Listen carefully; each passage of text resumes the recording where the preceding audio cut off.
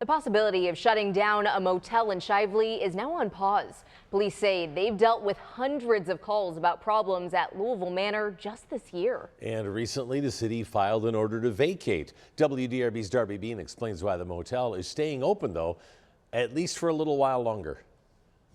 Louisville Manor had until Friday to file an appeal on the order to vacate here. Now that that's been filed, the motel stays open per usual, at least for the time being, and a hearing gets scheduled.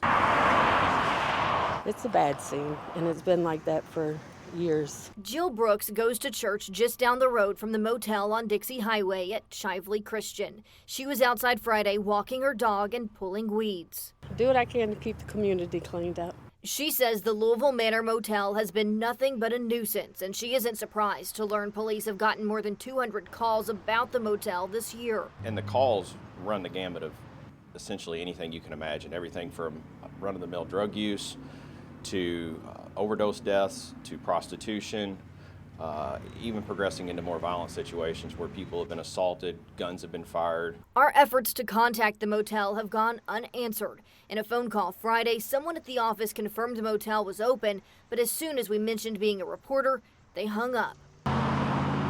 Shively police say they've recently tried getting the motel to agree to changes like not accepting cash payments and increasing lighting, but say they didn't hear back. Now, Louisville's Department of Codes and Regulations issued an order for the motel to close or vacate by Friday.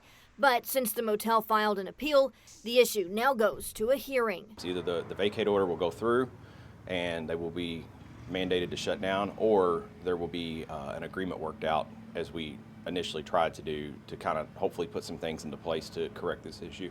Police say they've already made 6 additional runs to the motel this week after the order was filed. That's a raunchy place.